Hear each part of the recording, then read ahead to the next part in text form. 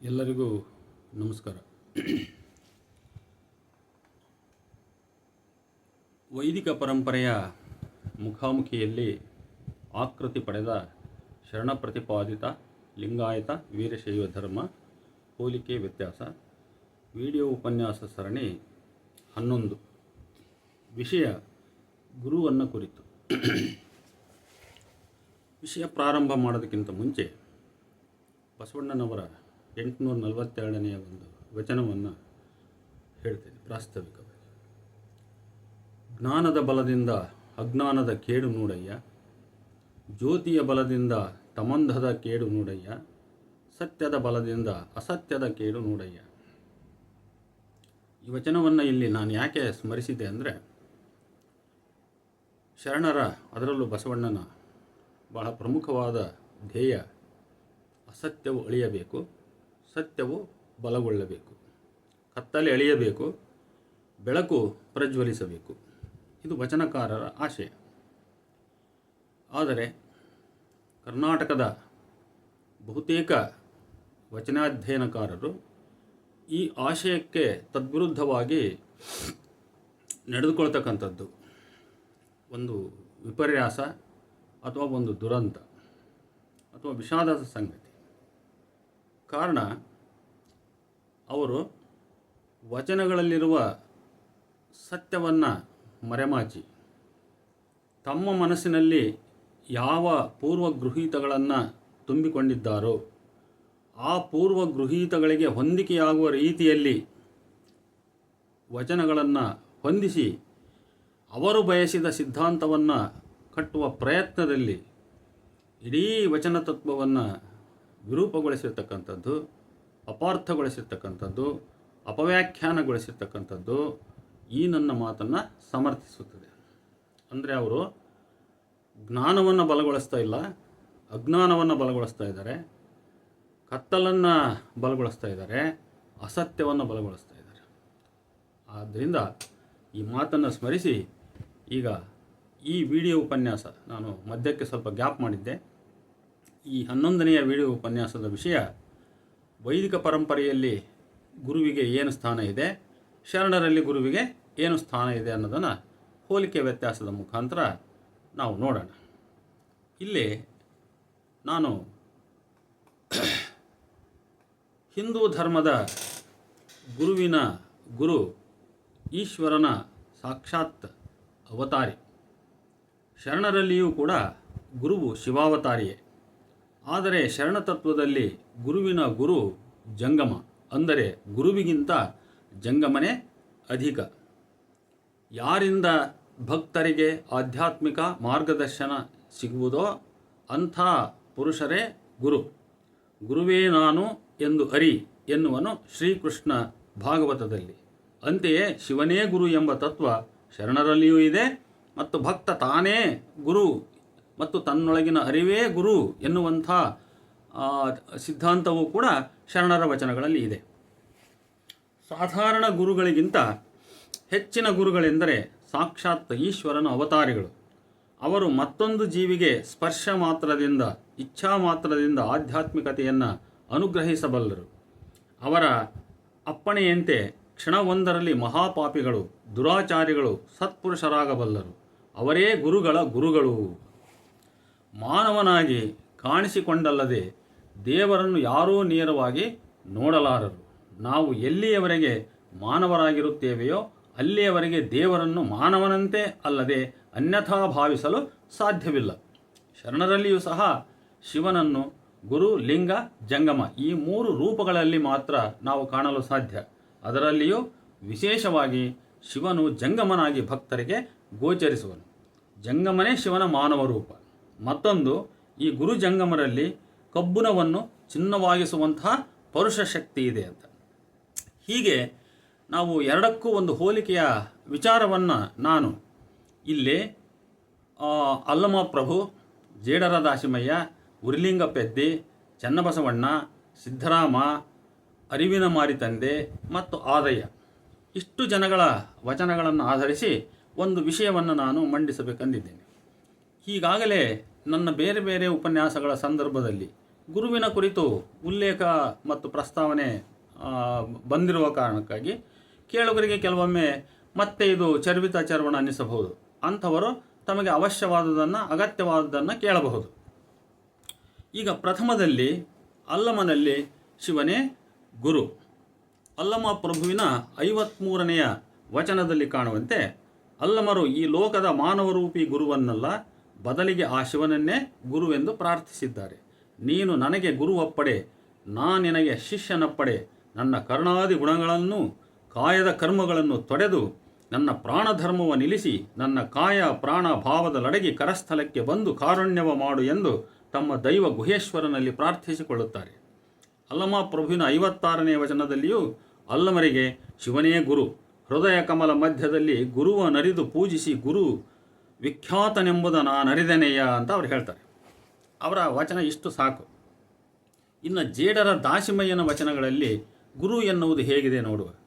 ನರನ ಭವತ್ವ ನಾಶ ಮಾಡಿ ಅವನಿಗೆ ಹರತ್ವವನ್ನು ತಾನು ನೀಡುವ ದೀಕ್ಷೆ ಉಪದೇಶದ ಮೂಲಕ ಕಲ್ಪಿಸುವ ಗುರುವು ಸರ್ವರಲ್ಲಿಯೂ ಹುದುಗಿರುವ ಶಿವಚೈತನ್ಯವನ್ನು ಹೊರತೋರ್ಪಡಿಸುವ ಅನಾವರಣಗೊಳಿಸುವ ಧೀಶಕ್ತಿಯಾಗಿದ್ದಾನೆ.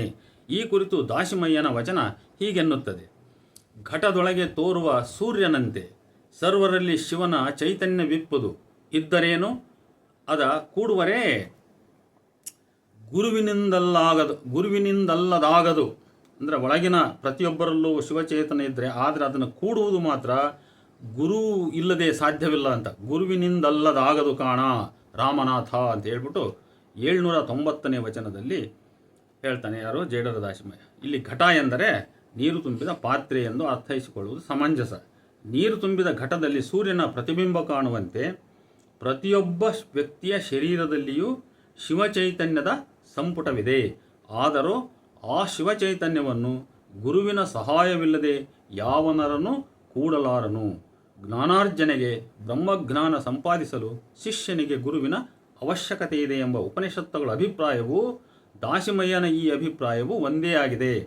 ತನ್ನೊಳಗಿನ ಶಿವನ ಅರಿವನ್ನು ಭಕ್ತನಿಗೆ ಉಂಟು ಮಾಡಿಸುವ ಶ್ರೀಗುರು ತನ್ನೊಳಗಿನ ಶಿವ ಎಂದರೆ ತನ್ನೊಳಗಿನ ಆತ್ಮ ಪರವಸ್ತು ಎಂದೇ ಅರ್ಥ. ಇಲ್ಲಿ ಈ ಗುರುವಾದರೋ ಬೇರೆ ಯಾರೂ ಅಲ್ಲ, ಭಕ್ತನ ಹೃದಯ ಗುಹೆಯಲ್ಲಿ ಅಂತರ್ಗತವಾಗಿದ್ದ ಶಿವಚೈತನ್ಯವೇ ಹೊರಗೆ ಬಂದು ಮೂರ್ತ ರೂಪದ ಗುರುವಾಗಿ ತನ್ನ ಲೀಲೆಯನ್ನು ತೋರುತ್ತಾನೆ ಎಂಬುದು ದಾಸಿಮಯ್ಯನ ಈ ವಚನ ಹೇಳುತ್ತದೆ. ತಾನರಿಯುವುದಕ್ಕೆ ಮುನ್ನ ಎಲ್ಲಿದ್ದೆಯಯ್ಯ. ನೋಡಿ, ಈ ವಚನ ಬಹಳಷ್ಟು ವಚನಕಾರರು ಅಲ್ಲಮ ಪ್ರಭುವಿನಲ್ಲಿ ಬರ್ತದೆ, ಇನ್ನು ಬೇರೆ ವಚನಕಾರರಲ್ಲಿ ಬರ್ತದೆ. ನಾನರಿಯದ ಮುಂದೆ ನೀನೆಲ್ಲಿದ್ದೆ ಅಂತ ಅನ್ನುವಂಥದ್ದು. ಎನ್ನೊಳಗೆ ಇದ್ದೆಯಯ್ಯ, ನೀನು ಬೇರೆ ಎಲ್ಲಿ ಇರಲಿಲ್ಲ, ನನ್ನೊಳಗೆ ಇದ್ದೆಯಯ್ಯ. ನಾನರಿಯಲು ಮುಂದೆ ಬಂದು ಗುರುರೂಪವಾಗಿ ಎನ್ನೊಳಗೆ ಅಡಗಿದ್ದೆಯಲ್ಲ. ನಾನರಿಯಲು ಮುಂದೆ ಬಂದು ಗುರುರೂಪವಾಗಿ ಎನ್ನೊಳಗೆ ಅಡಗಿದ್ದೆಯಲ್ಲ ರಾಮನಾಥ ಅಂತೇಳಿ 749ನೇ ವಚನ ಹೇಳುತ್ತೆ. ಭಕ್ತನು ತನ್ನನ್ನು ತಾನರಿಯುವ ಮೊದಲು ಶಿವನಿಲ್ಲಿದ್ದಾನೆ ಅಂದರೆ ಅಜ್ಞಾನ, ನಾನು ಬೇರೆ ಶಿವನೇ ಬೇರೆ ಎಂಬ ದ್ವೈತ ಭಾವ ಇಲ್ಲಿ ಅವನಿಗೆ ಆವರಿಸಿರುತ್ತದೆ. ಈ ಅಜ್ಞಾನವೆಂಬ ಮಾಯೆ ತೊಲಗಿ ಆತ್ಮಜ್ಞಾನ ಉಂಟಾದಾಗ ಆ ಶಿವ ಬೇರೆಲ್ಲಿಯೂ ಇಲ್ಲ, ತನ್ನೊಳಗೇ ಇದ್ದಾನೆ ಎಂಬ ಅರಿವು ಉಂಟಾಗುತ್ತದೆ. ಹೀಗೆ ಈ ಜ್ಞಾನ, ಶಿವಜ್ಞಾನ ಅಥವಾ ಆತ್ಮಜ್ಞಾನ ಉಂಟಾಗಿದ್ದಾದರೂ ಯಾರಿಂದ? ತನ್ನೊಳಡಗಿದ್ದ ಆ ಶಿವಚೈತನ್ಯವೇ ಹೊರಗೆ ಲೌಕಿಕ ಗುರುವಾಗಿ ಬಂದು ಅವನಿಗೆ ಈ ಶಿವಜ್ಞಾನವನ್ನು ಉಂಟು ಮಾಡಿಸಿದ್ದರಿಂದ. ಭಕ್ತನಲ್ಲಿ ಹೀಗೆ ಗುರುವಿನಿಂದ ಶಿವಜ್ಞಾನದ ಸಾಕ್ಷಾತ್ಕಾರದ ಬಳಿಕ ಆ ಲೋಕದ ಮೂರ್ತ ಗುರು ಇಲ್ಲವಾಗಿ ಬಿಡುತ್ತಾನೆ. ತನ್ನ ಗುರುಶಕ್ತಿಯನ್ನು ಆ ಭಕ್ತನ ಅಂತರ್ಯದಲ್ಲಿಯೇ ನೆಲೆಗೊಳಿಸಿ, ಆ ಗುರುಶಕ್ತಿಯೇ ಅರಿವು, ಅದಕ್ಕಾಗಿಯೇ ಅರಿವೇ ಗುರು ಎಂದದ್ದು. ನೋಡಿ, ಇಲ್ಲಿ ನಾನು ಒಂದು ಅಂಶವನ್ನು ಪ್ರಸ್ತಾಪಿಸಬೇಕು. ಭಾಳಷ್ಟು ಕೆಲವು ಸಿದ್ಧಾಂತಿಗಳು ಅರಿವೇ ಗುರು ಅಂತ ಇಂಥ ವಚನಗಳ ಆಧಾರದಿಂದ ಹೇಳ್ತಾರೆ. ಆದರೆ ಒಂದು ಜ್ಞಾಪಕವಿಟ್ಕೋಬೇಕು, ಈ ಥರದ ಕಾನ್ಸೆಪ್ಟ್ ಇದ್ದಾಗಲೂ ಕೂಡ ಅವನೊಳಗಿನ ಅರಿವು ಮೂರ್ತ ರೂಪದ ಗುರುವಾಗಿ ಅಲ್ಲಿ ಬರಲೇಬೇಕದು. ಹಾಗಾಗಿ ಇದೊಂದು ವಚನವನ್ನು ನೆಪವಡ್ಡಿ ಇಡೀ ಗುರು ಸಂಸ್ಥೆಯನ್ನು ಇಲ್ಲ ಅಂತ ಅದರ ಅಸ್ತಿತ್ವವನ್ನೇ ಇಲ್ಲ ಅಂತ ವಾದಿಸ್ತಕ್ಕಂಥದ್ದು ಅದು ಪ್ರಜ್ಞಾವಂತರ ಕೆಲಸ ಅಲ್ಲ. ಅದು ಪ್ರಜ್ಞಾವಂತರ ವಚನಗಳನ್ನು ಸರಿಯಾಗಿ ಅರ್ಥ ಮಾಡಿಕೊಂಡವರ ಕೆಲಸ ಅಲ್ಲ. ಲಿಂಗಾಯತ ಧರ್ಮದಲ್ಲಿ ಗುರು, ಲಿಂಗ, ಜಂಗಮ ಇವೆಲ್ಲ ಮೂರ್ತ ಸ್ವರೂಪದ ಸಂಸ್ಥೆಗಳು ಇದ್ದೇ ಇವೆ. ಅವುಗಳನ್ನು ಅಲ್ಲಗಳೆಯಲಿಕ್ಕೆ ಈ ವಚನಗಳಿಲ್ಲ. ಅವುಗಳ ಅರ್ಥ ಶ್ರೀಮಂತಿಕೆಯನ್ನು ಮಾಡಲಿಕ್ಕೆ ಈ ವಚನಗಳಿವೆ. ಅವುಗಳ ಅರ್ಥ ಆಯಾಮಗಳನ್ನು ಹಿಗ್ಗಲಿಸಲಿಕ್ಕೆ, ಬಹುತ್ವವನ್ನು ಅರ್ಥ ಮಾಡಿಕೊಳ್ಳಲಿಕ್ಕೆ ಈ ವಚನಗಳಿವೆ ಹೊರತು ಒಂದನ್ನು ನಷ್ಟ ಮಾಡಿ ಇನ್ನೊಂದನ್ನು ಅಷ್ಟೇ ಮೇಲಿಡಿತಕ್ಕಂಥದ್ದಲ್ಲ. ಆದ್ದರಿಂದ ಇಲ್ಲಿ ಅರಿವೇ ಗುರು ಅನ್ನುವ ಅರ್ಥ ಬಂದರೂ ಕೂಡ ಆ ಒಳಗಿನ ಆತ್ಮ, ಆ ಒಳಗಿನ ಶಿವಚೈತನ್ಯ ಹೊರಗೆ ಮೂರ್ತ ರೂಪದ ಗುರುವಾಗಿಯೇ ಬಂದು ಅವನಿಗೆ ಅರಿವು ಮೂಡಿಸದೆ ಅವನೊಳಗಿನ ಗುರುತ್ವ ಅವನಿಗೆ ಜಾಗೃತವಾಗುವುದಿಲ್ಲ ಅನ್ನುವುದನ್ನು ಅರ್ಥ ಮಾಡಿಕೋಬೇಕು. ನೀನೀಶ ನೀಯದೆ ಮಾನಿಸ ನೀವನೇ. ನೋಡು, ನೀನೀಶ ನೀಯದೆ ಅಂದರೆ ನೀನು ಪರಮಾತ್ಮ, ನೀನು ಕೊಡದೆ ಮಾನಿಸ ನೀವನೇ. ನೀಸುವ ಕಾರಣ ಮಾನಿಸ ನೀವನು. ಆ ಪರಮಾತ್ಮನಿಗೆ ಹೇಳ್ತಾನೆ ಯಾರು, ಜೇಡರ ದಾಸಿಮಯ್ಯ, ನೀನೀಶ, ನೀನು ಈಶ, ನೀನು ಭಗವಂತ, ನೀನು ಈಯದೆ ಈ ಮನುಷ್ಯ ಈತನ ಕೊಡ್ತಾನ. ನೀಸುವ ಕಾರಣ ಮಾನಿಸ ನೀವನು, ನೀನು ಕೊಡೋದ್ರಿಂದ ಈ ಮನುಷ್ಯ ಕೊಡ್ತಾನೆ ಅಂತ.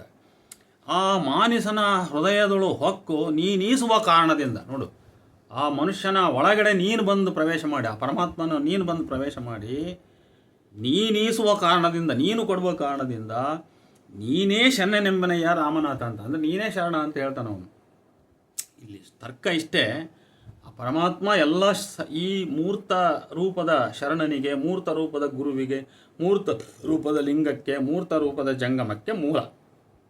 ಇವರ ಶಕ್ತಿಯ ಮೂಲವೆಲ್ಲ ಅವನೇ. ಅವನು ಬಂದು ಇವರೊಳಗೆ ಸೇರಿ ಕೊಡೋದ್ರಿಂದ ಮಾತ್ರ ಇವರಿಗೆ ಕೊಡಲಿಕ್ಕೆ ಸಾಧ್ಯವಾಗ್ತದೆ ಅಂತ. ಅರ್ಥ ಏನು? ಮೂರ್ತ ರೂಪದ ಶಿವನ ಅಮೂರ್ತ ರೂಪದ ಶಿವಚೈತನ್ಯಕ್ಕೆ ಈ ಮೂರ್ತ ರೂಪದ ಗುರುಲಿಂಗ ಜಂಗಮವೇ ಆಧಾರ ಅಥವಾ ನೆಲೆ. ಆದ್ದರಿಂದ ದೇಹವೇ ಪಿಂಡಿಗೆ ಅಂತ ಅಲ್ಲಮಪ್ರಭು ಹೇಳಿದ್ದು. ಇದು ಜೇಡರ ದಾಸಿಮಯ್ಯನ 816ನೇ ವಚನ ಇದು.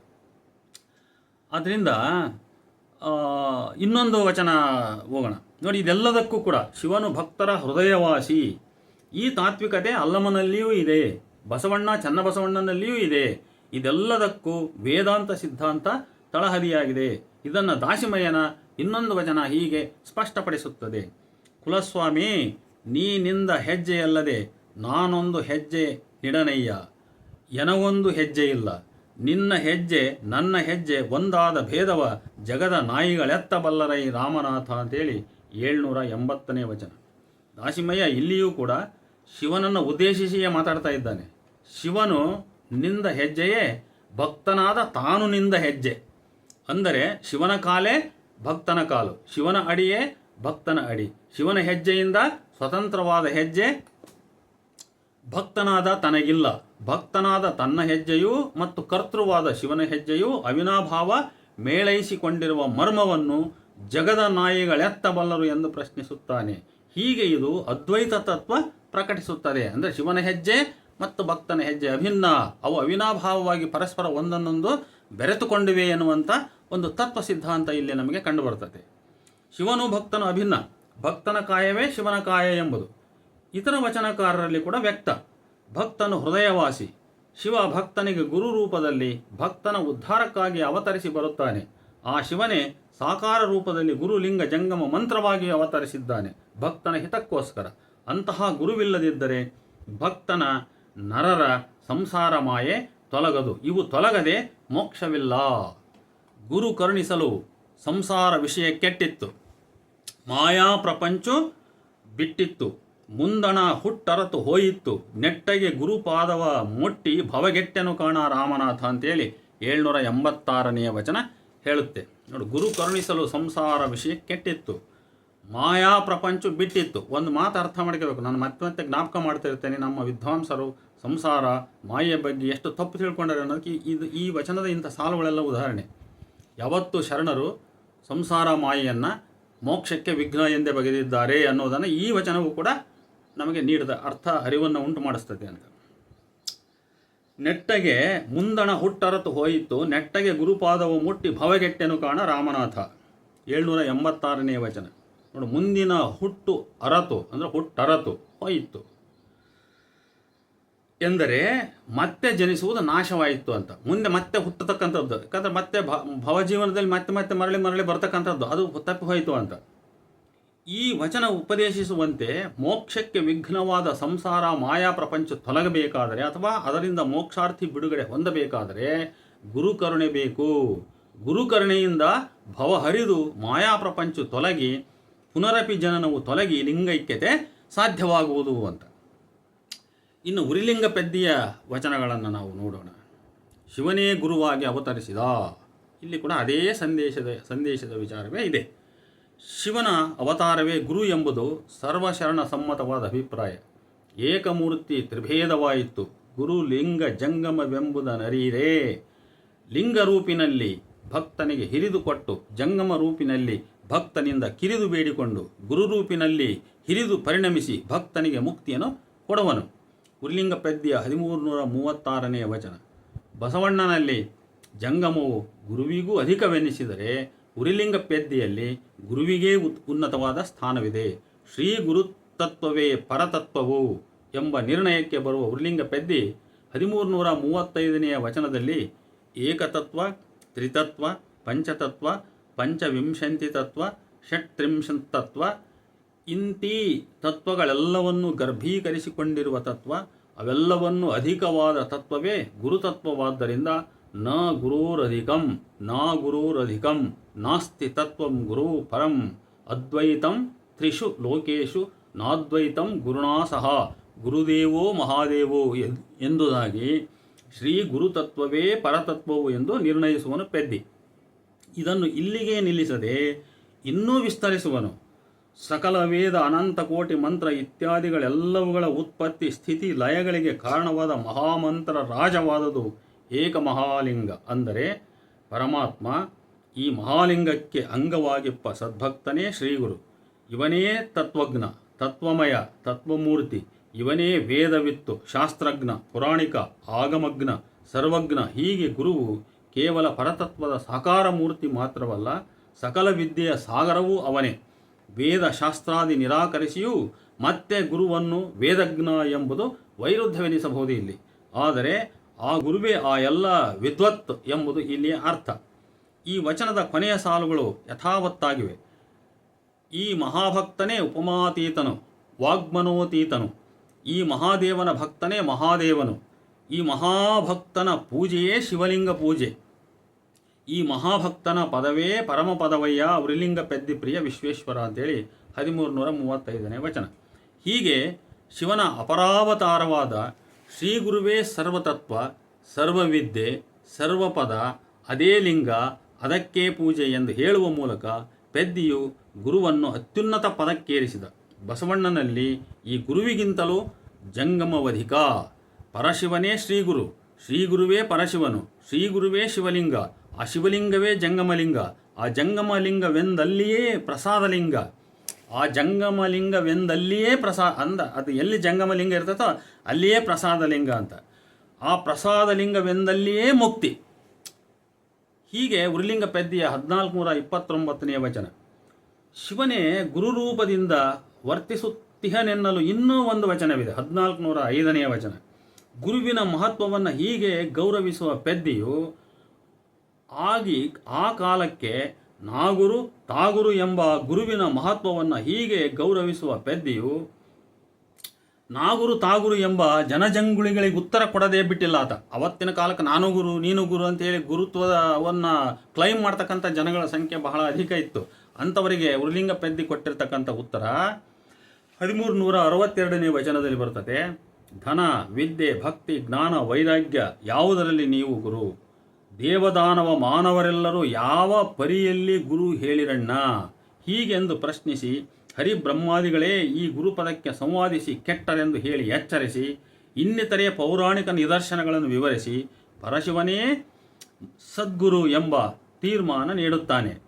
ಇದೊಂದು ಸುದೀರ್ಘ ವಚನ, ಅದರ ವಿವರ ಅನವಶ್ಯ. ತೀರ್ಮಾನವಿಷ್ಟೇ: ಪರಶಿವನೇ ಶ್ರೀಗುರು, ಅದರ ಸಾಕಾರವಾದ ಲಿಂಗಾಯತ ವೀರಶೈವ ಪರಂಪರೆಯ ಗುರುಲಿಂಗ ನಿಜವಾದ ಗುರು ಎಂಬ ಅರ್ಥ ಅನ್ಯತ್ರವಿದ್ದೇ ಇದೆ. ಗುರುಲಿಂಗ, ಜಂಗಮ, ಪ್ರಸಾದ ಇವು ನಾಲ್ಕು ಆ ಪರಶಿವ ಸ್ವರೂಪಗಳೇ ಎಂಬರ್ಥ ಪೆದ್ದಿಯಲ್ಲೂ ಕೂಡ ಉಂಟು. ಅದಕ್ಕೆ ವಚನಾಧಾರ 1364. ಗುರುವಿಗೆ ಸಂಬಂಧಿಸಿದ ಒಂದು ವಿಶಿಷ್ಟ ವಿಚಾರ ಗುರು, ಲಿಂಗ, ಜಂಗಮ ಈ ಮೂರರಲ್ಲಿಯೂ ಭಕ್ತನಾದವನು ಆ ಪರಶಿವವನ್ನೇ ಕಂಡುಕೊಳ್ಳುವನೆಂಬುದು.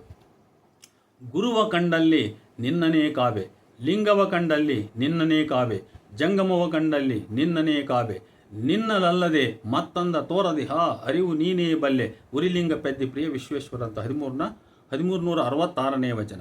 ಇಲ್ಲಿ ನಿನ್ನನ್ನೇ ಅಂದರೆ ಪರಶಿವನನ್ನೇ ಅಂತ ಅರ್ಥ. ಗುರುವನ್ನರಿತರೆ ಅಷ್ಟದಶಾ ವಿದ್ಯೆಗಳನ್ನೆಲ್ಲ ಅರಿತಂತೆ.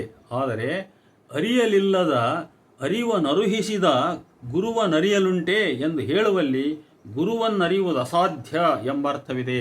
ಉರ್ಲಿಂಗ ಪದ್ಯ 1367ನೇ ವಚನ.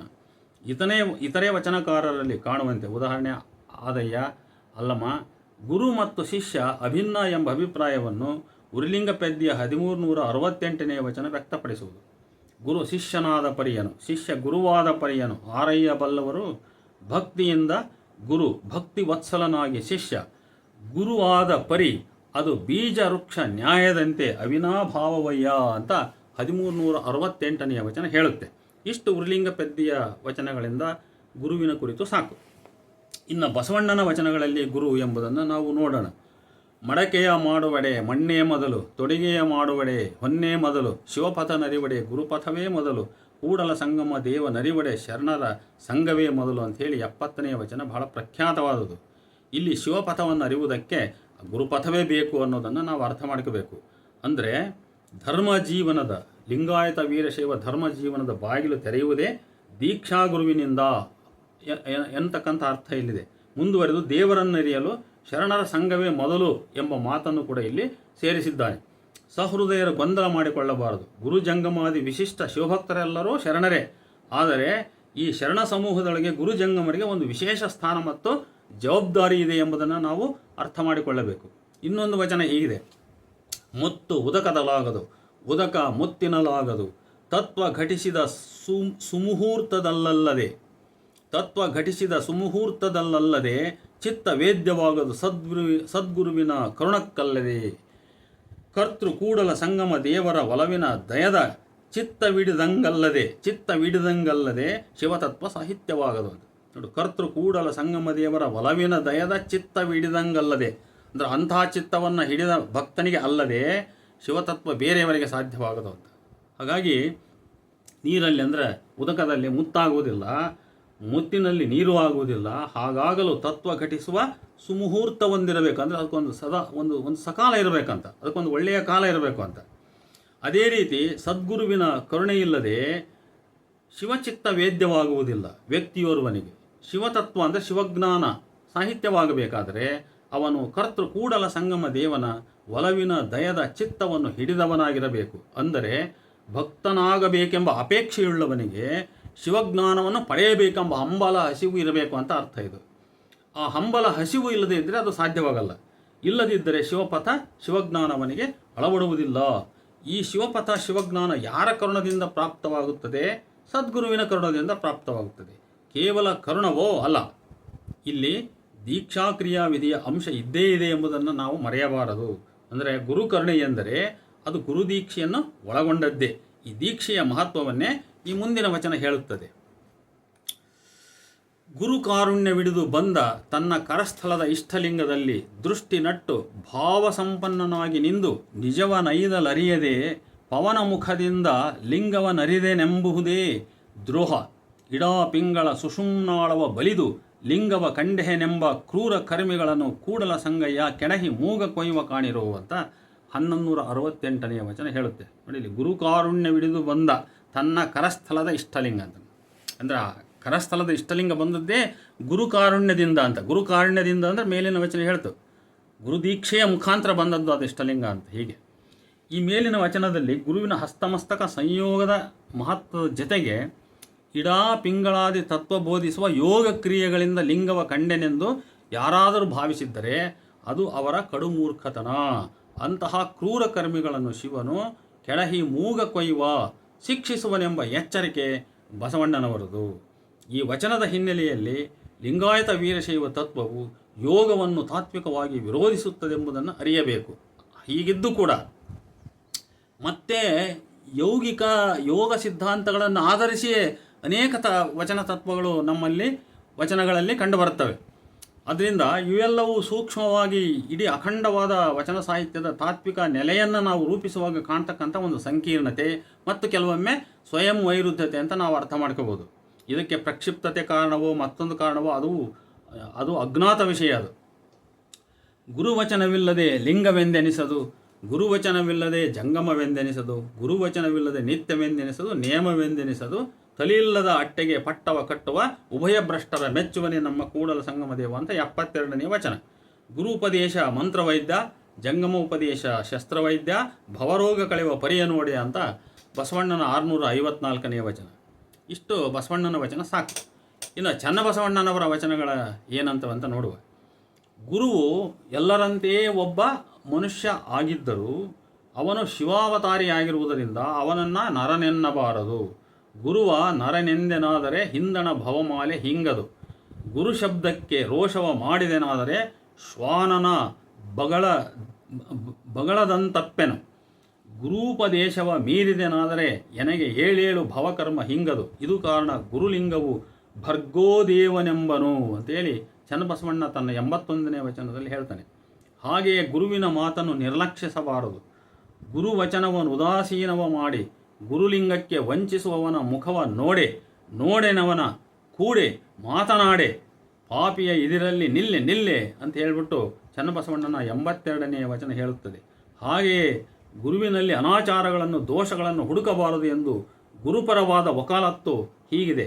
ಅಯ್ಯ, ಗುರುವರನ ಹೊಂದಿ ಗುರುಪುತ್ರನಾದ ಬಳಿಕ ಅಕಸ್ಮಾತ್ ಆ ಗುರುವಿನಲ್ಲಿ ಅನಾಚಾರ ದುರಾಚಾರಗಳು ಮೈದೋರಿದಲ್ಲಿ ಅವು ಸೂಕ್ಷ್ಮವಿದ್ದಡೆ ತಿದ್ದಿಕೊಳ್ಳಬೇಕು. ಸ್ಥೂಲವಿದ್ದಡೆ ಆ ಗುರು ವ್ಯಕ್ತಿಯ ನುಳಿದು ತಾನರಿದ ಗುರುತ್ವವ ನಂಬಿ ಸದಾಚಾರವ ಸಾಧಿಸುತ್ತಿರಬೇಕು ಅಂತೇಳಿ 952ನೇ ವಚನ ಹೇಳುತ್ತೆ. ಇದೇ ಗುರು ಶಿಷ್ಯ ಸಂಬಂಧವನ್ನು 1212ನೇ ವಚನವು ಕೂಡ ಹೇಳುತ್ತೆ. ಗುರುವಾದಾತ ಸೊನ್ನಗಾರನಾಗಬೇಕು, ಶಿಷ್ಯನಾದಾತ ವ್ಯವಹಾರಿಯಾಗಿರಬೇಕು ಎನ್ನುತ್ತದೆ. ಇದರರ್ಥ ಗುರುವು ಬಂಗಾರವನ್ನು ಉಜ್ಜಿ ಹೊರಗೆ ಹಚ್ಚಿ ಒಡವೆ ಮಾಡುವಂತೆ ಶಿಷ್ಯನನ್ನು ಪರೀಕ್ಷಿಸಿ ಅವನ ದುರ್ಗುಣ ಕಳೆದ ಉತ್ತಮ ಆಭರಣದಂತೆ ಅವನನ್ನು ಪರಿವರ್ತಿಸುವ ಸೊನ್ನಗಾರನಾಗಬೇಕು. ಶಿಷ್ಯ ಅಂತಹ ಗುರುವಿನೊಂದಿಗೆ ವ್ಯವಹರಿಸುವ ವ್ಯವಹಾರಿಯಾಗಿರಬೇಕು ಅನ್ನುವಂಥ ಮಾತು ಇಲ್ಲಿದೆ. ಅಂತೆಯೇ ಗುರುಲಿಂಗ ಜಂಗಮ ಸ್ಪರ್ಶದಿಂದ ಪ್ರಸಾದವಾದ ನಂತರ ಮುಗಿಯಿತು, ಅದಕ್ಕೆ ಮತ್ತೆ ಮೇಲಿನ ಸಂಸ್ಕಾರವಿಲ್ಲ. ನಾಸ್ತಿ ತತ್ವಂ ಗುರೋ ಪರಂ ಇತ್ಯಾದಿ ಶ್ರುತಿ ವಾಕ್ಯಗಳು ಆಧಾರವಾಗಿವೆ ಎಂಬ ಉಕ್ತಿ ಚನ್ನಬಸವಣ್ಣನವರಲ್ಲಿ ಕಾಣುತ್ತದೆ. ಇಷ್ಟು ಚನ್ನಬಸವಣ್ಣನವರಿಂದ ಸಾಕು. ಇನ್ನು ಸಿದ್ಧರಾಮನಲ್ಲಿ ಗುರು ಹೇಗಿದೆ ನೋಡುವ. ಸಿದ್ಧರಾಮ ತಾಂತ್ರಿಕ ಪಂಥದಿಂದ ನಾಥ ಪಂಥದಿಂದ ಪ್ರಭಾವಿತನಾಗಿರ್ತಕ್ಕಂಥವನು. ಹಾಗಾಗಿ ಆತನಲ್ಲಿ ಇನ್ನೂ ಗುರು ಶ್ರೇಷ್ಠತೆ ಹೆಚ್ಚು ಕಾಣಲಿಕ್ಕೆ ಸಾಧ್ಯವಿದೆ.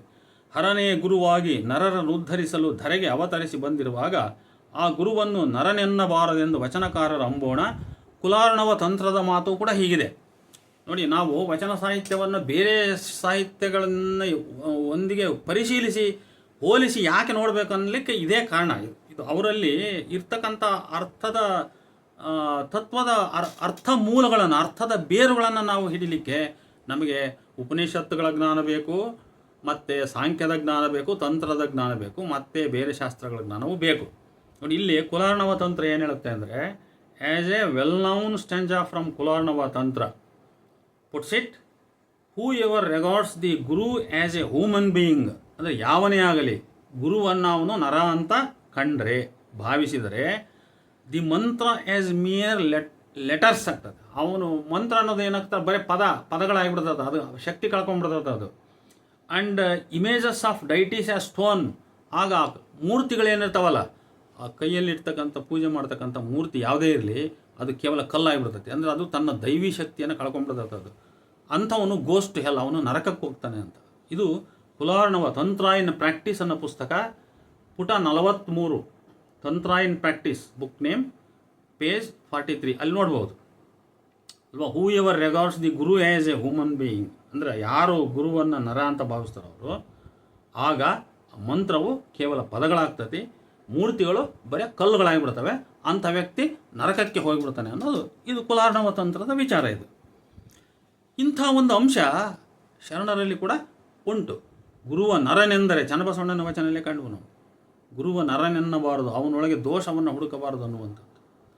ಇನ್ನು ಗುರುಪಾದಕೆ ಕುರಿತಾಗಿ ಈ ತಂತ್ರದಲ್ಲಿ ಹೇಳಿರುವುದೇನಂತ ನೋಡೋಣ. ಗುರುಪಾದಕೆಗಳ ಕುರಿತಾಗಿ ಕೋಟಿ ಮಂತ್ರ, ಕೋಟಿ ತೀರ್ಥ ಸ್ನಾನ, ಕೋಟಿ ದೇವತೆಗಳ ಪೂಜೆಗಿಂತಲೂ ಗುರುಪಾದ ದರ್ಶನ ಶ್ರೇಷ್ಠ.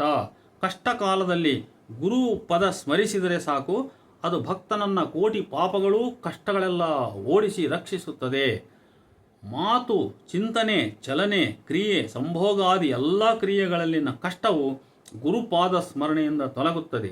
ಯಾವನು ತನ್ನ ತುದಿ ನಾಲಿಗೆಯ ಮೇಲೆ ಗುರುವಿನ ನೆನಹನ್ನಿಟ್ಟುಕೊಂಡಿರುವನೋ ಅವನ ನೆನಹು, ಅರಿವು, ಅಭೀ ಅಭೀ ಅಭೀಪ್ಸೆಗಳೆಲ್ಲ ಈಡೇರುವವು. ಯಾವನು ಗುರುವಿಗೆ ಮೊರೆ ಹೋಗುವುದಿಲ್ಲವೋ ಅವನಿಗೆ ಮಾತ್ರ ದುಃಖ, ಹತಾಶೆ, ಭಯ, ಅಪನಂಬಿಕೆ ಇತ್ಯಾದಿ ಕಾಡುವವು. ಗುರುಪಾದುಕೆಗಿಂತಲೂ ಶ್ರೇಷ್ಠ ಮಂತ್ರವಿಲ್ಲ, ಶ್ರೇಷ್ಠ ದೇವತೆಯಿಲ್ಲ. ಗುರು ಸಾಕ್ಷಾತ್ ಶಿವ. ಗುರುವೇ ತಾಯಿ, ತಂದೆ, ದೇವತೆ ಎಲ್ಲದೂ ಆಗಿರುವನು. ಹರ ಮುನಿದರೆ ಗುರು ಕಾಯುವನು, ಆದರೆ ಗುರು ಮುನಿದರೆ ಯಾರೂ ರಕ್ಷಿಸುವುದಿಲ್ಲ. ತನು ಮನ ಧನಗಳನ್ನು ಗುರುವಿಗೆ ವ್ಯಯಿಸದವನು ಭವಿಷ್ಯದಲ್ಲಿ ಕ್ರಿಮಿಯಾಗುವನು. ಈ ದೇಹ ಜನಿಸಿರುವುದೇ ಗುರು ಸೇವೆಗಾಗಿ. ಗುರುವಿಗಾಗಿಯೇ ಸಂಪದವ ಸಂಪಾದಿಸಬೇಕು. ಗುರು ಸಮ್ಮುಖದಲ್ಲಿ ಜಪ, ತಪ, ಉಪವಾಸ, ತೀರ್ಥಯಾತ್ರೆ, ಶುದ್ಧೀಕರಣ, ಸ್ನಾನ ಮಾಡಕೂಡದು. ಗುರು ಸಮ್ಮುಖದಲ್ಲಿ ಅನ್ಯ ಪೂಜೆ ಕೈಗೊಳ್ಳುವವನು ನರಕಕ್ಕೆ ಹೋಗುವನು.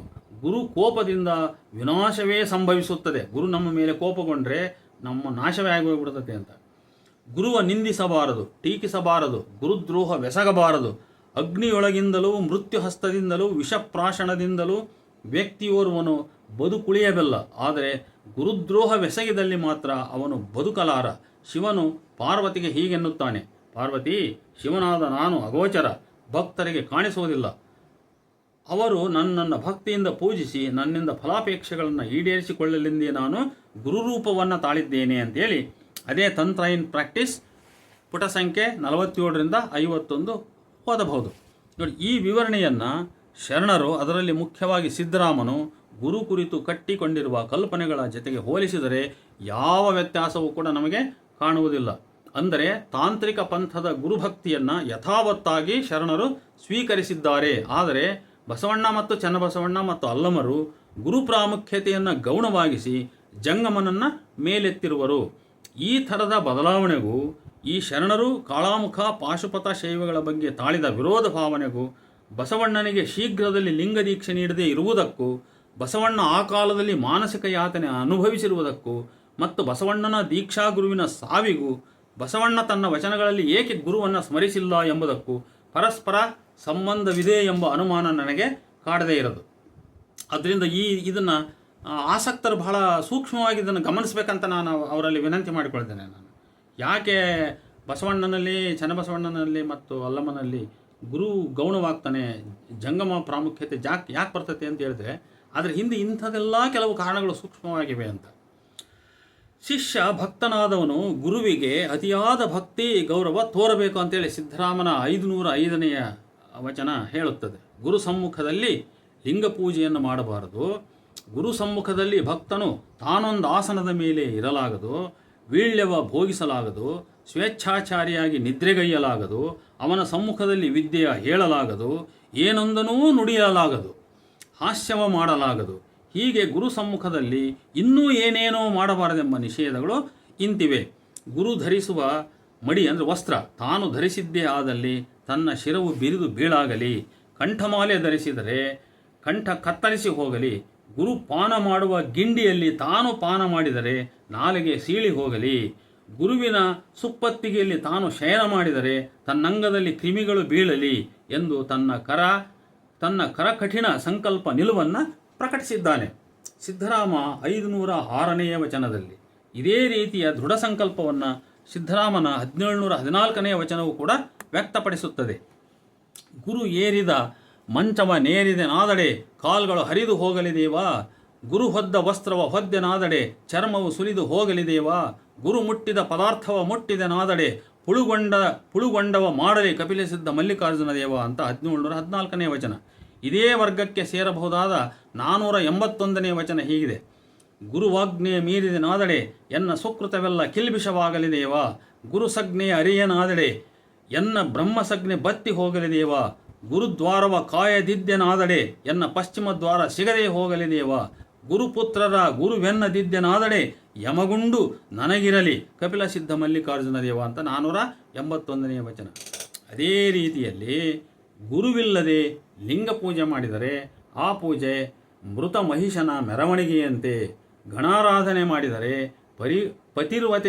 ಪತಿರ್ವತೆಯರಿಲ್ಲದ ಪಾರ್ವತಿಯರ ಪೂಜೆಯಂತೆ, ಹಾಗೆಯೇ ಗುರುವಿಲ್ಲದೆ ಲಗ್ನ ಮಾಡಿದರೆ ಶೂಲವನೇರುವ ಪುರುಷನ ಭೋಗದಂತೆ, ದೀಕ್ಷೆಯನ್ನು ಮಾಡಿದರೆ ಪಾರ್ವತಿಯರಿಲ್ಲದ ರುದ್ರರಾಜನ ಮನೆಯಂತೆ, ಯಾವುದೊಂದಕ್ಕೂ ಶುಭ, ಕಳೆ, ಮಂಗಳಕರ ಎಂಬುದು ಅಲ್ಲಿ ಇರುವುದಿಲ್ಲ, ಅಂದರೆ ಗುರುವಿಲ್ಲದಿದ್ದರೆ ಇರುವುದಿಲ್ಲ ಅಂತ ಎನ್ನುತ್ತದೆ ಸಿದ್ಧರಾಮನ 500ನೇ ವಚನ. ಗುರು ಲಿಂಗ ಜಂಗಮಕ್ಕೆ ಭಕ್ತ ಮಾಡಿದ್ದು ಸಲ್ಲಬೇಕಾದರೆ ಹೊನ್ನು ಹೆಣ್ಣು ಮಣ್ಣಿನಾಸೆ ಬಿಡಬೇಕೆನ್ನುತ್ತದೆ ಸಿದ್ಧರಾಮನ 1715ನೇ ವಚನ. ಇನ್ನು ನಿಜವಾದ ಗುರುವಿನ ಲಕ್ಷಣ ಯಾವುದು ಅಂತ ಹೇಳಿದರೆ, ವಿವೇಕಾನಂದರು ಹೇಳುವಂತೆ ಗುರುವಾದವನಿಗೆ ಶಾಸ್ತ್ರಗಳ ಸಾರ ಗೊತ್ತಿರಬೇಕು, ಅವನು ಪಾಪರಾಹಿತ್ಯನಾಗಿರಬೇಕು, ಭಕ್ತರು ಅವನ ಗುಣಶೀಲ ಪರೀಕ್ಷಿಸಿ ತಿಳಿದೇ ಆ ಗುರುತನವನ್ನು ಒಪ್ಪಿಕೊಳ್ಳಬೇಕು. ಏಕೆಂದರೆ ಅವನು ಯಾವುದೋ ಪ್ರಾಪಂಚಿಕ ಶಿಕ್ಷಣ ವಿಜ್ಞಾನ ಬೋಧಿಸುವ ಶಿಕ್ಷಕನಲ್ಲ, ಅವನು ಆಧ್ಯಾತ್ಮ ಧರ್ಮ ಮಾರ್ಗ ತೋರುವವನು. ಅವನಲ್ಲಿ ಪರಿಶುದ್ಧತೆ ಕಡ್ಡಾಯ. ಯಾಕೆಂದರೆ ಇವತ್ತೇನು ಮಾಡರ್ನ್ ಎಜುಕೇಷನ್ ಅಂತೀವಲ್ಲ, ಆ ಥರದ ಒಬ್ಬ ಮೇಷ್ಟ್ರ ಅಲ್ಲ, ಅವನು ಏನಾದರೂ ಆಗಿರ್ಬೋದು, ಅವನಿಗೂ ಕೂಡ ನೀತಿ ನಡವಳಿಕೆಗಳು ಬೇಕು. ಅದರಲ್ಲಿ ಬಹಳ ಮುಖ್ಯವಾಗಿ ಯಾವನು ಆಧ್ಯಾತ್ಮ ಗುರುವೋ, ಯಾವನು ಧರ್ಮ ಮಾರ್ಗದ ಗುರುವೋ ಅವನು ಇನ್ನೂ ಹೆಚ್ಚು ಪರಿಶುದ್ಧವಾಗಿರಬೇಕು ಅನ್ನುವಂಥದ್ದು ಇಲ್ಲಿ ನಮಗೆ ಸಿಗ್ತಕ್ಕಂಥ ಅರ್ಥ. ನನ್ನ ಬಾಯಿಂದ ಅಕಸ್ಮಾತ್ತಾಗಿ ಅಲ್ಲಿ ದುರ್ಮಾರ್ಗ ಅಂತ ಬಂದದ್ದನ್ನು ಆಲಿಸ್ತಕ್ಕಂಥವ್ರು ಕ್ಷಮಿಸಬೇಕಂತ ನಾನು ಅವರಲ್ಲಿ ಕೇಳ್ಕೊಳ್ತೀನಿ. ನೋಡಿ, ಅವರಲ್ಲಿ ಪರಿಶುದ್ಧತೆ ಕಡ್ಡಾಯ ಅಂತ ಹೇಳಿದೆ. ಪರಿಶುದ್ಧವಾಗಿಲ್ಲದ ಹೃದಯದಲ್ಲಿ ಆಧ್ಯಾತ್ಮಿಕ ಜ್ಯೋತಿ ಎಂದಿಗೂ ಬೆಳಗಲಾರದು. ಶುದ್ಧನಲ್ಲದವನು ಯಾವ ಧರ್ಮವನ್ನೂ ಬೋಧಿಸಬಲ್ಲ. ಗುರುವು ದ್ರವ್ಯ, ಕೀರ್ತಿ, ಯಶಸ್ಸು ಮುಂತಾದವನ್ನು ಗಳಿಸಬೇಕೆಂಬ ಯಾವ ಸ್ವಾರ್ಥದ ಉದ್ದೇಶದಿಂದಲೂ ಆತ ಪ್ರೇರಿತನಾಗಿರಬಾರದು. ಆತನ ಬೋಧನೆ ಕೇವಲ ಪ್ರೇಮದಿಂದ ಪ್ರೇರಿತವಾಗಿರಬೇಕು ಅಂತ ಹೇಳಿ ಪುಟ 201 ಹೇಳುತ್ತೆ. ಶರಣರ ವಚನಗಳಲ್ಲಿ ಗುರುವಿನ ಅರ್ಹತೆ ಲಕ್ಷಣಗಳಿಗಿಂತಲೂ ಹೆಚ್ಚು ಒತ್ತು ಶಿಷ್ಯನ ವಿಧೇಯತೆಯ ಮೇಲಿರುವುದನ್ನು ಸಿದ್ಧರಾಮನ ವಚನಗಳಲ್ಲಿ ನಾವು ಕಾಣಬಹುದು. ಭಕ್ತನಾದವನು ಗುರು ಜಂಗಮರಲ್ಲಿ ಗುಣಾವಗುಣ ಹುಡುಕಬಾರದೆಂದು, ಹರನನ್ನು ನರನೆಂದು ಭಾವಿಸಬಾರದೆಂದು ಬೋಧಿಸುವರು. ಆದರೂ ಗುರು ಜಂಗಮರ ದುರ್ಗುಣಗಳ ಟೀಕೆ ಖಂಡನೆ ವಚನಗಳಲ್ಲಿ ಇಲ್ಲದೇ ಇಲ್ಲ. ಟೀಕೆ ಖಂಡನೆಗಳನ್ನು ಕೂಡ ಅವರು ಮಾಡಿದ್ದಾರೆ. ಇನ್ನು ಅರಿವಿನ ಮಾರಿತಂದೆಯ ವಚನಗಳಲ್ಲಿ ಗುರುಚರರ ದುರ್ವರ್ತನೆಗಳನ್ನು ಟೀಕಿಸಿರ್ತಕ್ಕಂಥದ್ದನ್ನು ಕಾಣಬಹುದು. ನೋಡು, ಗುರುಚರ ಮೂರ್ತಿ ಪೂಜಿಸಿಕೊಂಬಲ್ಲಿ ತಮ್ಮ ವಿವರ ತಾವರಿಯಬೇಕು. ಹೆಣ್ಣು ಹೊನ್ನು ಮಣ್ಣು ಹೊರಗೆಂದು ಕೆಲವರಿಗೆ ಹೇಳಿ ಗನ್ನದಿಂದ ತಾವು ಗಳಿಸಿಕೊಡುವುದು ಅದು ತಾನೇ ಅನ್ಯಾಯವಲ್ಲವೇ? ಬಿರಿದ ಕಟ್ಟಿದ ಬಂಟ ಭಾಷೆಯ ತಪ್ಪಿದಡೆ ರಾಜನ ಮುಖಕ್ಕೆ ಏರಿದಡೆ ಅದೇ ಭಂಗ. ಇಂತಿವರ ನರಿಯದೆ ಮೂಗ ಕೊಯ್ದು ಮಾರಿ ಹಣ್ಣ ಮೆಲುವ ಅಣ್ಣಗಳಿಗೇಕೆ ಗುರುಚರ ಸ್ಥಳ. ಇಂತಿವರೆಲ್ಲರೂ ಸದಾಶಿವ ಮೂರ್ತಿ ಲಿಂಗಕ್ಕೆ ಹೊರಗು ಅಂತೇಳಿ ಅರಿವಿನ ಮಾರಿ ತಂದೆಯ 404ನೇ ವಚನ ಹೇಳುತ್ತೆ. ನಮ್ಮ ಇವತ್ತಿನ ಗುರುಗಳು ವಚನಗಳನ್ನು ಪ್ರವಚನ ಮಾಡುವ ಸಂದರ್ಭದಲ್ಲಿ ಅಥವಾ ವೇದಿಕೆಗಳ ಮೇಲೆ ಭಾಷಣ ಮಾಡುವಾಗ ಇಂಥ ವಚನಗಳನ್ನು ಯಾರು ಕೋಟ್ ಮಾಡಲ್ಲ ಅವರು. ಯಾಕಂದರೆ ಅವು ಇವರಿಗೇ ನೇರವಾದ ಬಾಣ ಅವು ಇಂಥ ವಚನಗಳು. ಆದ್ದರಿಂದ ತನ್ನ ತಾನರಿತು ಮಾಡುವಲ್ಲಿ ತಾ ಬೇಡದೆ ಅನ್ಯರಿಗೆ ಹೇಳಿ ಈಸಿಕೊಂಬ ಢಾಳಕತನಬೇಕೆ? ಅದು ಗುರುಚರಕ್ಕೆ ಅರಿವಿನ ಮತವಲ್ಲ. ಇಂತಿವ ನರಿದು ಮರಳಿ ಕಾಡುವ ಶಬರ ವೇಷಗಳು ಸದಾಶಿವ ಮೂರ್ತಿ ಲಿಂಗಕ್ಕೆ ಹೊರಗು ಅಂತೇಳಿ 405ನೇ ವಚನ ಹೇಳುತ್ತೆ. ಈ ಮೇಲಿನ ಎರಡೂ ವಚನಗಳು ಗುರು ಚರ ಉಭಯರನ್ನೂ ಟೀಕಿಸುತ್ತವೆ. ಭಕ್ತರಿಂದ ಪೂಜಿಸಿಕೊಂಬ ಈ ಗುರುಚರರು ತಮ್ಮನ್ನು ತಾವರಿತು ನಡೆಯಬೇಕು. ಹೊನ್ನು ಹೆಣ್ಣು ಮಣ್ಣು ಈ ಮೂರರ ಆಸೆ ಬಿಡಬೇಕೆಂದು ಇತರರಿಗೆ ಹಿತೋಪದೇಶ ಮಾಡುವ ಅವರೇ ಗನ್ನದಿಂದ ಅಂದರೆ ಮೋಸ ವಂಚನೆಯಿಂದ ತಾವು ಗಳಿಸಿಕೊಳ್ಳುವುದು ಅನ್ಯಾಯವಲ್ಲವೇ ಎಂದು ಪ್ರಶ್ನಿಸುವನು. ತಾನು ಇಂತಹದ್ದನ್ನು ಸಾಧಿಸಿಯೇ ತೀರುತ್ತೇನೆಂದು ಶಪಥಗೈದು ಅದರ ಸಾಕ್ಷಿಯಾಗಿ ಊರ ಮುಂದೆ ಬಿರಿದ ಕಟ್ಟಿದ ಬಂಟ ತದನಂತರ ಭಾಷೆಯ ತಪ್ಪಿ ಅದು ರಾಜನ ಗಮನಕ್ಕೆ ಬಂದು ಅವನಿಗೆ ಶಿಕ್ಷೆಯಾದರೆ ನೋಡು ಅದೇ ಭಂಗ. ಗುರುಚರರಾದವರು ನುಡಿಗೆ ಬದ್ಧವಾಗಿ ನಡೆಯಬೇಕು, ನುಡಿ ನಡೆಯಲೊಂದಾಗಿರಬೇಕು. ಇಂತಹ ನೀತಿ ಬದ್ಧತೆಗಳನ್ನರಿಯದೆ ಲಜ್ಜೆಗೆಟ್ಟು ಭಂಗಿತರಾಗಿ ಹಣ್ಣ ಮೆಲುವ ಅಣ್ಣಗಳಿಗೇಕೆ ಗುರುಚರ ಸ್ಥಳ ಎಂದು ಪ್ರಶ್ನಿಸುತ್ತಾನೆ ಇಲ್ಲಿ ಅರಿವಿನ ಮಾರಿತಂದೆ. ಇನ್ನು 2ನೇ ವಚನದಲ್ಲಿ ತಮಗೆ ಬೇಕಾದ್ದನ್ನು ತಾವೇ ಬೇಡದೆ ಇತರರ ಮೂಲಕ ಭಕ್ತರಿಗೆ ಹೇಳಿಸಿ ಹಿಸಿದುಕೊಂಬ ಢಾಳಕತನ ಅಂದರೆ ಡಾಂಬಿಕತನ, ಧೂರ್ತತನ ಅಂತ ಅರ್ಥ. ಗುರುಚರಕ್ಕೆ ಅರಿವಿನ ಮತವಲ್ಲ ಅಂದರೆ ಗುರುಚರಕ್ಕೆ ಸೂಕ್ತವಾದದ್ದಲ್ಲ, ಇದು ಭೂಷಣವಲ್ಲ ಅಂತ. ಇದೆಲ್ಲವನ್ನೂ ತಿಳಿದು ಮತ್ತೆ ಭಕ್ತರನ್ನು ಕಾಡುವ ಶಬರ ವೇಷಗಳು ಅಂದರೆ ಬೇಡ ವೇಷಗಳು, ಶಬರ ವೇಷಗಳು ಅಂದರೆ ಬೇಟೆಯಾಡ್ತಕ್ಕಂಥ ಬೇಡ ವೇಷಗಳು ಶಿವ ಸಂಪ್ರದಾಯಕ್ಕೆ ಸಲ್ಲುವರಲ್ಲ ಎಂದು ನೋಡಿ ಅವರನ್ನು ಬೇಡರಿಗೆ ಹೋಲಿಸ್ತಾನೆ. ಸಲ್ಲುವರಲ್ಲ ಅಂತಲೇ ಅರಿವಿನ ಮಾರಿ ತಂದೆ. ಈಗಾಗಲೇ ಇತರೆ ವಚನಕಾರರ ವಚನಗಳನ್ನು ಚರ್ಚಿಸುವ ಸಂದರ್ಭದಲ್ಲಿ ಸೂಚಿಸಿದಂತೆ ಇಂಥ ಟೀಕೆಗಳು ಶರಣರ ಕಾಲದ ಸಮಾಜದ ಮೇಲೆ ಬೆಳಕು ಚೆಲ್ಲುತ್ತವೆಂಬುದನ್ನು ಇಲ್ಲಿ ಸ್ಮರಿಸಬೇಕು. ಅಂದು ಸಮಾಜದಲ್ಲಿ ಇಂಥ ವೇಷಧಾರಿ ಡಾಂಬಿಕ ಗುರುಗಳು ಇದ್ದರು ಎನ್ನುವುದನ್ನು ಈ ಟೀಕೆಗಳ ಮುಖಾಂತರ ನಾವು ಅರ್ಥ ಮಾಡ್ಕೋಬೇಕು. ಇನ್ನು ಆದಯ್ಯನ ವಚನಗಳಲ್ಲಿ ಜಂಗಮ ಕುರಿತು ಇದೆ. ನಾವು ಜಂಗಮ ಕುರಿತು ಬೇರೆಡೆ ಚರ್ಚೆ ಮಾಡಿರೋದ್ರಿಂದ ಇದನ್ನು ಇಲ್ಲಿ ಚರ್ಚೆ ಮಾಡ್ತಕ್ಕಂಥ ಅವಶ್ಯಕತೆ ಇಲ್ಲ.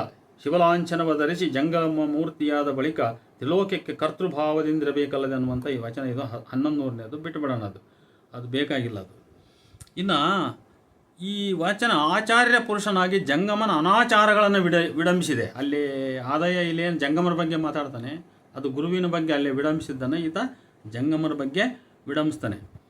ಆಮೇಲೆ ಇಲ್ಲಿ ಕೊನೆಯದಾಗಿ ಇಲ್ಲಿಗೆ ಈ ವಚನದ ಚರ್ಚೆಯನ್ನು ನಾವು ಮುಗಿಸುವ ಈ ಹಂತದಲ್ಲಿ ಅಲ್ಲಮನ ಕೊನೆಯ ಒಂದು ವಚನದ ಸಾಲನ್ನು ಹೇಳೋಣ. ಗುರುವಿನ ಗುರು ಜಂಗಮ. ನೋಡಿ ಇಲ್ಲಿ ನಾನು ಯಾಕೆ ಹೇಳಿದೆ ಈ ಮಾತನ್ನಂದರೆ, ವಚನಕಾರರಲ್ಲಿ ಗುರು ಗೌಣವಾಗ್ತಾನೆ, ಲಿಂಗ ಗೌಣವಾಗುತ್ತೆ, ಕೊನೆಗೆ ಜಂಗಮ ಮೇಲೆ ಬರ್ತಾನೆ, ಕೊನೆಗೆ ಲಾಸ್ಟ್ ಜಂಗಮ ದಾಸೋಹ ಮೇಲೆ ಬರುತ್ತೆ. ಇದು ವಚನ ತತ್ವವನ್ನು ವಿಮರ್ಶಾತ್ಮಕವಾಗಿ ನೋಡಿದಾಗ ನಮಗೆ ಅಂತಿಮವಾಗಿ ಸಿಗತಕ್ಕಂಥ ಫಲ ಇದು. ಹಾಗಾಗಿ ಶರಣರ ಧರ್ಮ ಎಂಥದ್ದು ಅಂತ ನಾವು ವ್ಯಾಖ್ಯಾನವನ್ನು ಸಿದ್ಧಪಡಿಸಬೇಕಾದರೆ ಹೀಗೆ ನಾವು ಒಂದೊಂದು ತತ್ವವನ್ನು ತಳಮಟ್ಟ ಪರಿಶೀಲಿಸಿ ಕೊನೆಗೆ ಅಲ್ಲಿ ಉಳಿತಕ್ಕಂಥದ್ದು ಯಾವುದು, ಕೊನೆಯದಾಗಿ ಪ್ರತಿಪಾದನೆಯಲ್ಲಿ ಕೊನೆಗೆ ಉಳಿಯೋದು ಯಾವುದು ಅನ್ನೋದನ್ನು ನೋಡ್ಕೋಬೇಕು. ಯಾವುದೋ ಒಂದು ವಚನದಲ್ಲಿ ಏನು ಹೇಳಿದ್ರು ಅಂದರೆ ಅದೇ ಸತ್ಯ ಅಂತ ನಾವು ಭಾವಿಸಬಾರ್ದು. ಇಡೀ ತತ್ವದಲ್ಲಿ ಗುರುವನ್ನು ಸ್ಮರಿಸ್ತಾರೆ, ಗುರು ಪ್ರಾಮುಖ್ಯತೆಯನ್ನು ಹೇಳ್ತಾರೆ. ಕೊನೆಗೆ ಅವ್ರು ಏನು ಮಾಡ್ತಾರೆ ಅಂತ ಹೇಳಿದರೆ ಗುರುವನ್ನು ಗೌಣವಾಗಿಸ್ತಾರೆ, ಲಿಂಗವನ್ನು ಗೌಣವಾಗಿಸ್ತಾರೆ, ಜಂಗಮವನ್ನು ಮೇಲೆತ್ತಿಡಿತಾರೆ, ಮುಂದಕ್ಕೆ ಜಂಗಮ ದಾಸೋಹಕ್ಕೆ ತಗೊಂಡೋಗಿ ನಿಲ್ಲಿಸ್ತಾರೆ. ಜಂಗಮ ದಾಸೋಹವೇ ಅದರೊಳಗೆ ಎಲ್ಲದೂ ಇದೆ ಅಂತ. ಜಂಗಮದಲ್ಲಿ ಗುರು ಅದನ್ನು, ಲಿಂಗ ಅದನ್ನು, ಎಲ್ಲ ಇದೆ, ಸರ್ವವೂ ಇದೆ, ಕೊನೆಗೆ ಐಕ್ಯವೋ ಅದರಿಂದಲೇ ಅಂತ ಹೇಳ್ತಾರೆ. ಆದ್ದರಿಂದ ಜಂಗಮ ಮತ್ತು ಜಂಗಮ ದಾಸೋಹ ಪ್ರಾಮುಖ್ಯತೆ ಇಲ್ಲಿ ಬಹಳ ಮುಖ್ಯ. ಆದ್ದರಿಂದ ಇಲ್ಲಿ ನೋಡಿ, ಅಲ್ಲಮ ಪ್ರಭು ಗುರುವಿನ ಗುರು ಜಂಗಮ ಅಂತಾನೆ ಅಲ್ಲಮ ಪ್ರಭು. ಉದಕಕ್ಕೆ ನೆಲೆಯುಂಟೆ, ವಾಯುವಿಂಗೆ ಶಿರವುಂಟೆ, ಶಬ್ದಕ್ಕೆ ಕಡೆಯುಂಟೆ, ಗುರುವಿನ ಗುರು ಜಂಗಮಕ್ಕೆ ಬೇರೆ ಗುರು ಉಂಟೆ. ಗುರುವಿನ ಗುರು ಜಂಗಮ, ಅವನು ಗುರುವಿಗೆ ಗುರು, ಅವನಿಗೆ ಮತ್ಯಾವ ಗುರು ಉಂಟೆ ಅಂಥೇಳಿ ಈ ಶಬ್ದವ ಕೇಳಿ ನಾನು ಬೆರಗಾದೆ ಕಾಣ ಗುಹೇಶ್ವರ ಅಂತೇಳಿ 951ನೇ ವಚನ. ಇಲ್ಲಿ ಹೇಳಬಹುದು ನಾವು ಗುರುವಿನ ಗುರು ಜಂಗಮ ಅಂತ. ಜಂಗಮ ಅಂದರೆ ಶಿವ, ಎರಡು ಅರ್ಥನೂ ಬರ್ತವೆ ಇಲ್ಲಿ. ಅರ್ಥದ್ವಯಗಳು ವಚನಕಾರರಲ್ಲಿ ಸದಾ ಜಾಗೃತವಾಗಿರ್ತವೆ. ಜಂಗಮ ಅಂದರೆ ಅವನು ಶಿವನೂ ಹೌದು, ಅವನ ಅವತಾರಿ ಇಲ್ಲಿ ಗುರುವೂ ಹೌದು. ಅಲ್ಲ, ಇಲ್ಲಿಯ ಜಂಗಮ ಸಾಕಾರ ಜಂಗಮವೂ ಹೌದು. ಅಂದರೆ ಅರ್ಥ ಇಲ್ಲಿ ಜಂಗಮ ಅದು ಅಮೂರ್ತ ಚೇತನ, ಆಮೇಲೆ ಮೂರ್ತ ವ್ಯಕ್ತಿ, ಏಕಕಾಲಕ್ಕೆ ಎರಡು ಹೌದು. ಅವತಾರಿ ಪುರುಷವೂ ಹೌದು. ಈ ಅವತಾರಿ ಪುರುಷ ಯಾರ ಹೆಸರನ್ನು ಹೇಳ್ಕೊಂತ ನಾನು ಅವನ ಅವತಾರ ಅಂತ ಹೇಳ್ಬಿಟ್ಟು ಆ ಪರಮಶಕ್ತಿಯೂ ಹೌದು. ಆದರೆ ಭೌತವಾದಿಗಳು ಏನನ್ನು ಚಿಂತಿಸಬೇಕು, ಹೇಗೆ ಇದನ್ನು ವಿಚಾರ ಮಾಡಬೇಕು ಅಂತ ಹೇಳಿದರೆ, ಈ ಮೂರ್ತ ರೂಪಗಳು ಏನಿದವಲ್ಲ ಇವುಗಳು ಬೇಸ್ ಸ್ಟ್ರಕ್ಚರ್, ಇವೆಲ್ಲ ಪುರೋಹಿತಶಾಹಿಯ ಸೃಷ್ಟಿ. ನಾವು ಮೊದಲು ಇದನ್ನು ಅರ್ಥ ಮಾಡಬೇಕು. ಆಧ್ಯಾತ್ಮ ತತ್ವ, ಆಧ್ಯಾತ್ಮ ಚಿಂತನೆ, ಧರ್ಮತತ್ವ ಪ್ರತಿಪಾದನೆ ಮೊದಲು ಮನುಷ್ಯನಿಂದ ಪ್ರಾರಂಭ ಆಗ್ತದೆ. ಮನುಷ್ಯ ಈ ಸಂಸ್ಥೆಗಳನ್ನು ಮೊದಲು ಹುಟ್ಟುಹಾಕ್ತಾನೆ. ಈ ಸಂಸ್ಥೆಗಳನ್ನು ಹುಟ್ಟುಹಾಕಿ ಇವುಗಳಿಗೆ ಪರಮಶ್ರೇಷ್ಠತೆಯನ್ನು ತಂದುಕೊಡುವ ದೃಷ್ಟಿಯಿಂದ ಮತ್ತು ಭಕ್ತರಲ್ಲಿ ಹೆಚ್ಚಿನ ಭಕ್ತಿ ಭಾವನೆಗಳನ್ನು ಹುಟ್ಟುಹಾಕುವ ದೃಷ್ಟಿಯಿಂದ ಇದಕ್ಕೊಂದು ಅಗೋಚರವಾದ ಚೇತನವನ್ನು ಲಿಂಕ್ ಮಾಡ್ತಾನೆ. ಇದು ಕಲ್ಲಿನ ಲಿಂಗ, ಈ ಕಲ್ಲಿನ ಲಿಂಗ ನೋಡಪ್ಪ ಇದು ಕಲ್ಲಲ್ಲ, ಇದೊಂದು ಪರಮ ತತ್ವದ ಸಂಕೇತ, ಇದರೊಳಗೆ ಆ ಶಕ್ತಿ ಇದೆ ಅಂತ ಹೇಳ್ತಾನೆ. ಅದೇ ರೀತಿ ನೋಡಪ್ಪ ಇವನು ಮನುಷ್ಯ, ಇವನು ಗುರು, ಆದರೆ ಇವನು ನರನಂತ ನೀನು ಭಾವಿಸಬಾರ್ದು, ಇವನೊಳಗೆ ಹರ ಅದನ ಅಂತ ಹೇಳ್ತಾನೆ. ಅದೇ ರೀತಿ ಇವನು ಜಂಗಮ, ಇವನು ಕೂಡ ನೀನು ಮನುಷ್ಯ, ಇವನು ವೇಷಧಾರಿ ಅಂತ ಭಾವಿಸಬಾರ್ದು, ಇವನೊಳಗೆ ಆ ಚೇತನ ಇದೆ ಅಂತ ಹೇಳ್ತಾನೆ. ನೋಡಿ, ಈ ರೀತಿ ಇದು ಪುರೋಹಿತಶಾಹಿ ಹುಟ್ಟುಹಾಕಿದ ನಂಬಿಕೆಗಳ ಮೇಲೆ ಈ ತತ್ವಗಳಿರ್ತವೆ. ಇವುಗಳನ್ನು ನಾವು ಭೌತವಾದಿ ದೃಷ್ಟಿಯಿಂದ ಒಡೆದಾಕಿದರೆ ಅಲ್ಲಿ ನಮ್ಮ ಚರ್ಚೆನೇ ಸ್ಟಾಪ್ ಆಗಿ ಹೋಗಿಬಿಡ್ತೈತಿ. ಆದ್ದರಿಂದ ಆ ಲಿಮಿಟೇಷನ್ಸ್ಗಳನ್ನು ನಾವು ಸ್ವಲ್ಪ ಅಲೋ ಮಾಡ್ಕೊಂಡು ಈ ಚರ್ಚೆಯನ್ನು ನಾವು ಮುಂದುವರಿಸಿ ಆದರೆ ಅಂತಿಮವಾಗಿ ನಮ್ಮ ತಿಳುವಳಿಕೆಯನ್ನು ರೂಪಿಸಿಕೊಳ್ಳುವಾಗ, ಈಗ ಕೆಲವರು ಹೇಳ್ತಾರೆ ನೋಡ್ರಿ, ನಾನು ನಿನ್ನೆ ಒಂದು ಚರ್ಚೆ ಮಾಡಿದೆ, ಯಾರ ಪಂಚಾಕ್ಷರಿ ಅಂತಕ್ಕಂಥವ್ರು. ಅವ್ರು ಏನು ಮಾಡ್ತಾರೆ ಅಂದರೆ ಈ ಮೂರ್ತ ತತ್ವಗಳನ್ನು ಮರೆಮಾಚಲಿಕ್ಕೆ ಹೋಗಿ ಅಮೂರ್ತ ತತ್ವ ಮ್ಯಾಕೆತ್ತಕ್ಕೆ ಹೋಗ್ತಾರೆ. ಆದರೆ ಅವ್ರಿಗೆ ಸಾಧ್ಯಗಲ್ಲ, ಅಲ್ಲಿ ವೈರುಧ್ಯತೆ ಉಂಟಾಗಿಬಿಡ್ತದೆ. ನಮಗೆ ಈ ಸ್ಪಷ್ಟತೆ ಇರಬೇಕು. ಶರಣರ ಎಲ್ಲ ತತ್ವಗಳಿಗೂ ಕೂಡ ಮೂರ್ತ ಅಮೂರ್ತ ಈ ಎರಡೂ ಸ್ವರೂಪಗಳು ಇವೆ. ಆದರೆ ಮೂರ್ತ ಸ್ವರೂಪಗಳು ಪ್ರಥಮ, ಅಮೂರ್ತ ಸ್ವರೂಪ ಆ ನಂತರದ್ದು. ಅದೊಂದು ಬೌದ್ಧಿಕ ಸೃಷ್ಟಿ ಅಷ್ಟೇ. ಅದು ಪುರೋಹಿತಶಾಹಿಯ ಬೌದ್ಧಿಕ ಕೃತ್ರಿಮ ಸೃಷ್ಟಿ. ಇದರ ಮೇಲೆ ಭಕ್ತಿ ಭಾವನೆಯನ್ನು ತೋರಿಸಲಿಕ್ಕೆ, ಇದರ ಮೆರಗನ್ನು ಹೆಚ್ಚಿಸಲಿಕ್ಕೆ, ಇದರ ಮಹತ್ವವನ್ನು ಹೆಚ್ಚಿಸಲಿಕ್ಕೆ ಒಂದು ಅಮೂರ್ತವಾದ ಕಲ್ಪನೆಯ ಸಿದ್ಧಾಂತವನ್ನು ಇದಕ್ಕೆ ಕೂಡಿಸಿದ್ದಾರೆ ಅಂತ. ಇದು ಒಂದು.